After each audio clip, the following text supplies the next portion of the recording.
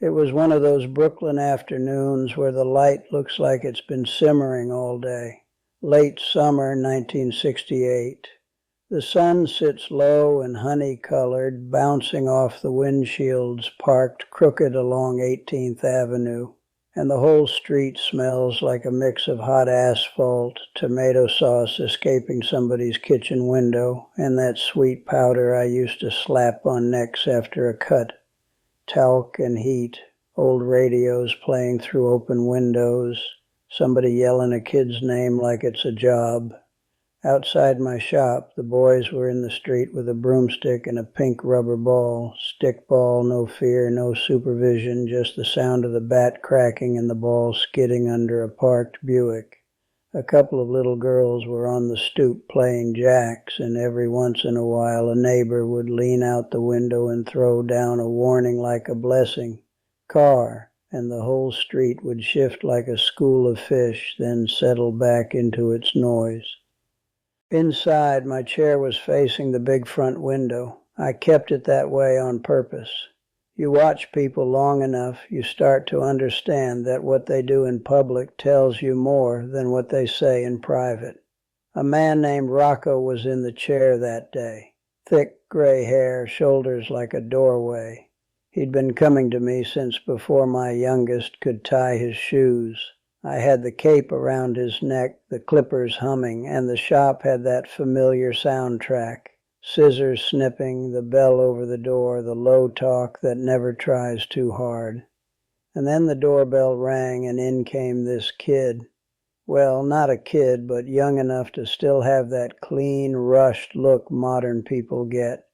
Button-down shirt, shiny shoes that hadn't met real sidewalks yet. A folder under his arm like he was carrying a piece of authority. He looked around like he'd walked into a museum. He took in the ashtray on the counter, the calendar with the pin-up girl, the cracked leather waiting bench, the men reading newspapers with their mouths slightly open, and he did that polite smile people do when they don't know what to do with something real. "Hi," he said. "I'm Danny. I'm with Frankie, my boy. Back then he was 6, skinny knees, hair that refused a comb, always smelling like sidewalk chalk. But this Danny meant my Frankie grown up.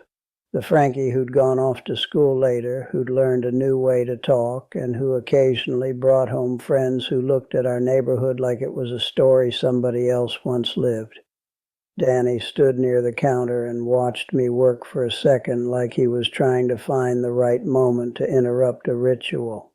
Then he leaned in and said, quiet, like he didn't want the old-timers to hear, "Mr. DeLuca, can I ask you something?" I didn't stop cutting. "You can ask." He hesitated. Why do older people stop lending money to family? And I swear the question landed in that little space between the clippers' buzz and the street noise outside, like even the shop noticed. Rocco's eyes met mine in the mirror. He didn't smile exactly, he just gave me that look men give when they've lived through the same movie and already know the ending. Danny kept going because young people always do when they're nervous.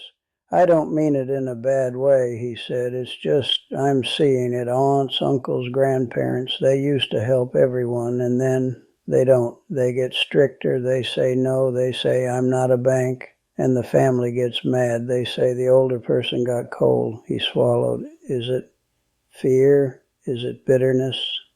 I turned the clippers off. The sudden quiet made the whole room feel closer. I remember thinking, this kid came in with a folder and shiny shoes, but what he was really carrying was confusion. Because nobody teaches you the quiet psychology of no. They only teach you the loud guilt of yes. I wiped my hands on a towel and said, casual, like it was nothing, because if you make it too serious, people get defensive, "Danny, I'm Tony DeLuca. I've been cutting hair in this neighborhood so long, my hands know the shape of people's heads better than my eyes do. And I've watched families ask each other for money the way they ask for salt at the table, like it's normal, like it doesn't cost anything." I nodded toward the window where the boys were still playing stickball, screaming like their lives depended on a rubber ball. Back then, we grew up building certain muscles, not gym muscles, life muscles, and one of them is the muscle that learns the difference between help and harm. Danny frowned. You mean older people learn it later? I laughed under my breath. No, some learn it early, some learn it late, but most learn it the hard way. And then I said something I didn't even plan to say, but it came out like truth usually does. When older people stop lending money to family, it's not because their heart gets smaller, it's because their eyesight gets better. Danny stood there quiet now, like I'd just turned a light on in a room he didn't know he was in. Outside, the ball bounced. Somebody cursed, a woman laughed from a stoop. Life kept moving. But inside that little barber shop, I could feel the beginning of a bigger conversation. So let me ask you something before we go any further, because this isn't really about Danny, and it's not really about my shop. Have you ever said yes to a family loan and felt yourself disappear a little the moment you handed it over? Yeah, stay with me, because the first thing you need to understand is this. Older people don't stop lending because they stop loving. They stop lending because they finally learn what love can't fix. I'll tell you about my cousin Nina. Nina was the type who could make a meal out of nothing and still have people leaving her table acting like they'd been fed by angels. She had hands that moved fast, peeling, stirring, wiping a kid's face, fixing a button, all in one breath. If you grew up around women like Nina, you know what I mean. They didn't help, they carried. One winter, early 60s, there was a knock at her door after dinner. Snow still in the air, that damp cold that gets into your bones. It was her nephew, 20-something, hair slicked, eyes too busy. He came in with the smell of cigarettes and trouble. Aunt Nina, he said, I'm stuck, just for 2 weeks. I swear, I'm waiting on a check. That's the oldest sentence in the family money Bible, by the way. Just for 2 weeks. Might as well be engraved on a headstone. Nina didn't ask for details. She didn't ask for proof. She just opened a tin where she kept cash, because back then people kept cash like they kept flour, and she handed him what he asked. And do you know what she did after he left? She didn't cry. She didn't complain. She went back to the sink and washed the dishes like she'd done something normal. That's the first muscle our generation built without realizing.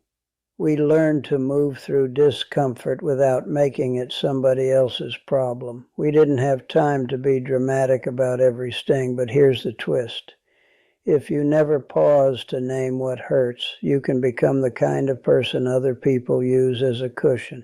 Years went by. That nephew came back again and again. Same face, different excuse. Sometimes it was rent. Sometimes it was car. Sometimes it was, I'm starting something. Always something. Nina kept giving. Not because she was foolish, because she was trained. Trained by religion, by culture, by the neighborhood, by that old belief that family is a rope you don't let go of, even if it burns your hands. Then one day, this is the part people don't expect, she stopped. Not with a fight, not with a speech, just a simple, calm sentence.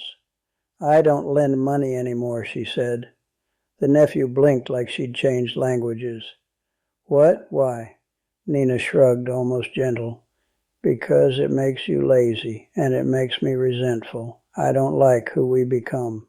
That's it. That was her whole philosophy. No therapy words, no big explanation, just a clean line. So what skill was that?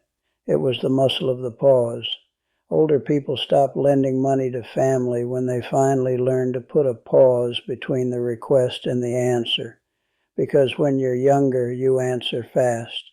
You answer out of fear. Fear of conflict, fear of being called selfish, fear of being the bad one. But the pause is where wisdom lives. Back then we were forced to wait for everything. You waited for the phone call because there was no texting.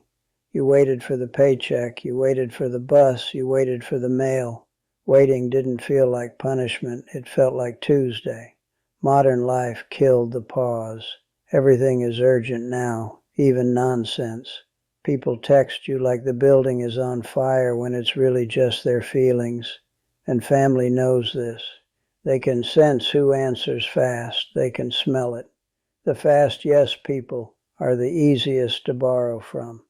Why does the pause matter to you? Because money is never just money in a family. It's permission, it's power, it's history, it's a test. And if you answer too fast, you end up agreeing to a deal you didn't even understand. So here's your gentle challenge this week. Nothing dramatic. When someone asks you for money, family, friend, anybody, practice one sentence. Let me think about it. That's all. No apology, no explanation. Just let me think about it. Then give it 24 hours. Let your body tell you the truth. If you feel dread, if you feel trapped, if you feel that old familiar sinking feeling, pay attention. That's your nervous system saying, whoa, we've been here before. And my quiet reflection on this one, earn, not fancy, is simple. If someone gets angry at your pause, they weren't asking for help. They were asking for control. Now Danny in my shop, he was nodding, but I could tell he still thought the no came from hardness. So I told him about something else older people develop, whether they want to or not. We develop pattern vision.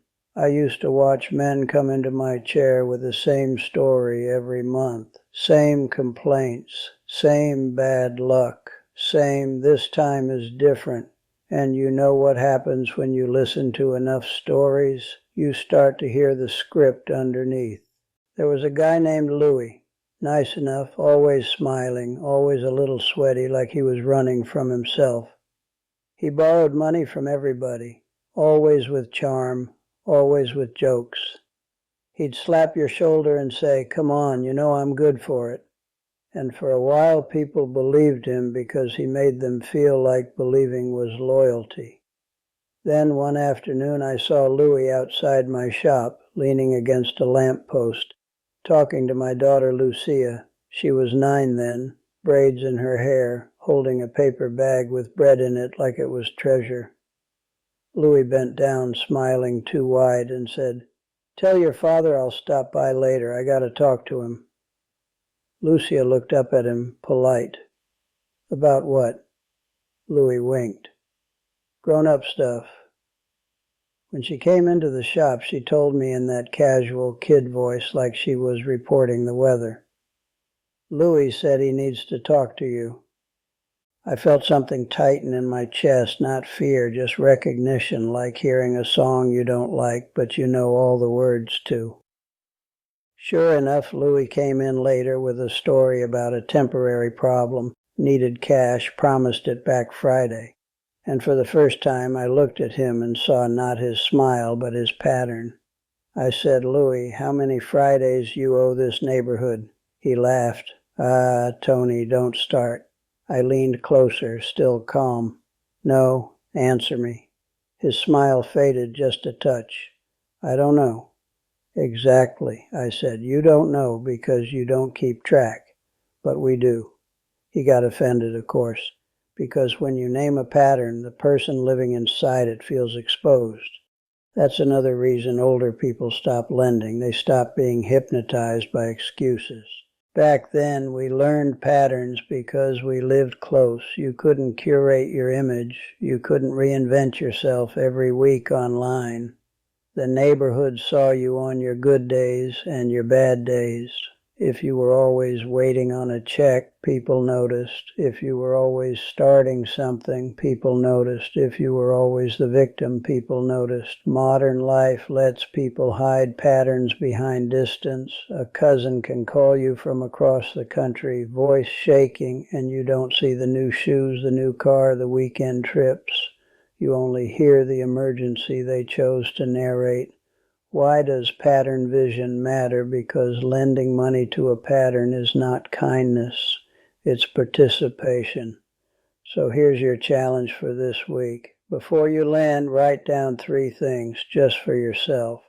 What is the exact reason they're asking? What happened the last time you helped? If nothing changes, what will this look like in 6 months? That's it. You're not judging them. You're just refusing to lie to yourself. And here's the quietly earned line. Love is not blind when you're older. Love is awake. Now there's a third muscle, and this one is the hardest for good people. It's the muscle of loving without rescuing. This is where families get confused, because they think if you stopped lending money, you stopped caring. But older people learn something that younger people hate to hear. Some people don't want help. They want relief. And relief is addictive. I watched it happen in my own family. A relative, close enough that saying his name still tightens my jaw, would call my mother with that soft, wounded voice. "Mama," he'd say, "I'm in trouble." My mother would sit at the kitchen table with the phone cord stretched across the room like a leash. She'd listen, eyes down, stirring cold coffee with a spoon even though she wasn't drinking it. And when she hung up, she'd open her purse and count money like she was counting her own heartbeat. One day I asked her, "Ma, what happened last time you gave him money?" She didn't look up. "He promised." "Yeah," I said. "And what did you promise yourself?"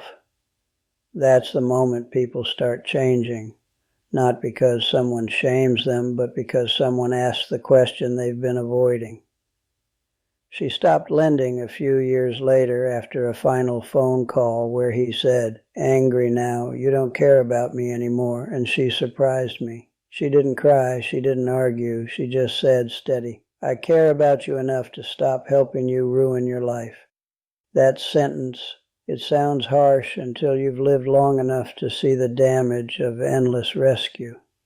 Back then we learned this because we had to. Money was tighter. Consequences were louder. If you made a mistake, you felt it. Nobody could smooth it out with an app. Modern life makes rescue easy. You can Venmo your way out of discomfort in 10 seconds. You can confuse sending money with showing up.